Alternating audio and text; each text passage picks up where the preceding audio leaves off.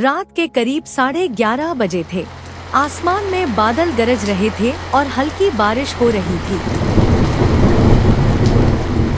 शहर की मशहूर फॉरेंसिक एक्सपर्ट डॉक्टर निशा वर्मा अपनी गाड़ी में बैठी एक पुराने श्मशान घाट की तरफ जा रही थी। पुलिस को वहां एक अधजली लाश मिली थी, जिसकी पहचान अब तक नहीं हो पाई थी। श्मशान शहर से बहुत दूर था। आसपास सिर्फ सूखे पेड़, जलती चिताओं की राख और डरावनी खामोशी थी। जैसे ही निशा वहां पहुंची, उसकी गाड़ी अपने आप बंद हो गई।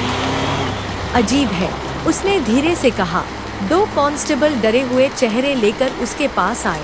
मैडम, जल्दी जांच कर लीजिए, यहाँ रात में अजीब चीजें होती हैं, एक कांस्टेबल बोला। निशा हल्का हंसी।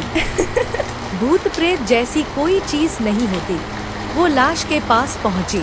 लाश आधी जली हुई थी, लेकिन उसके चेहरे पर डर साफ दिखाई दे रहा था, जैसे उसने मरने से पहले कुछ भयानक देखा हो।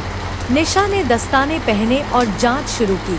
अचानक उसे किसी के फुसफुसाने की आवाज सुनाई दी। मुझे इंसाफ चाहिए।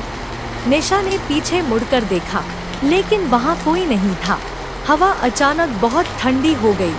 श्मशान की बुझी हुई चिताओं से राख उड़ने लगी। तभी निशा की नजर लाश के हाथ पर गई। उस पर खून से लिखा था, विक्रम। ये शायद कातिल का नाम है। निशा बुदबुदाई। जैसे ही उसने लाश को छुआ, उसकी आंखें अचानक सफेद हो गई और तभी उसके शरीर में किसी और की आत्मा प्रवेश कर गई। अगली सुबह निशा अपने घर पहुंची, लेकिन अब वो पहले जैसी नहीं थी। उसकी आंखों में अजीब गुस्सा था। रात होते ही उसे डरावने सपने आने लगे। सपनों में एक आदमी आग में जलता हुआ चिल्लाता, विक्रम ने मुझे जिंदा जलाया, मुझे बदला चाहिए। धीरे धीरे निशा को सच पता चला।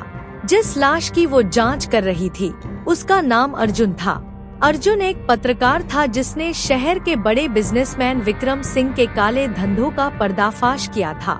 इसलिए विक्रम ने अपने आदमियों से अर्जुन को मरवाकर श्मशान में जला दिया। लेकिन अर्जुन की आत्मा को शांति नहीं मिली और अब वो निशा के शरीर के अंदर था। उस रात निशा अचानक नींद से उठी। उसकी चाल बदल चुकी थी। वो सीधे विक्रम के बंगले की तरफ चल पड़ी। बंगले में विक्रम शराब पी रहा था। तभी सारी लाइट्स बंद हो गई।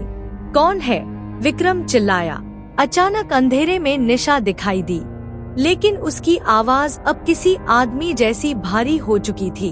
मुझे पहचान लिया, विक्रम। विक्रम का चेहरा सफेद पड़ गया। अर्जुन। निशा धीरे धीरे उसकी तरफ बढ़ने लगी। कमरे की दीवारों पर आग की लपटें दिखाई देने लगी। विक्रम डर के मारे कांपने लगा। मैंने तुझे जला दिया था, तू वापस कैसे आया? निशा जोर से हंसी। तेरे पाप तुझे वापस मेरे पास ले आए। अचानक कमरे का दरवाजा अपने आप बंद हो गया। कुर्सियां हवा में उड़ने लगी। विक्रम भागने लगा, लेकिन अदृश्य ताकत ने उसे पकड़ लिया। उसके सामने वही दृश्य बनने लगा, जिस तरह उसने अर्जुन को जिंदा जलाया था। विक्रम चीखने लगा, मुझे माफ कर दो।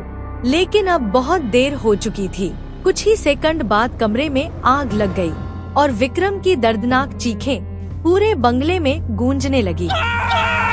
अगली सुबह पुलिस को विक्रम की जली हुई लाश मिली और सबसे हैरान करने वाली बात, कमरे में कोई दूसरा इंसान मौजूद नहीं था। निशा अपने घर में बेहोश मिली। जब उसे होश आया, उसे पिछली रात की कुछ भी याद नहीं था। वो धीरे धीरे उठी। तभी उसे अपनी जैकेट की जेब में कुछ महसूस हुआ। एक मुड़ा हुआ कागज। कांपते हाथों से उसने उसे खोला। उसमें लिखा था, तुम्हारा धन्यवाद, तुम्हारी वजह से मुझे मुक्ति मिल गई। अर्जुन। निशा के हाथ कांपने लगे और तभी उसके पीछे से वही फुसफुसाहट दोबारा सुनाई दी, अब तुम्हारी बारी है।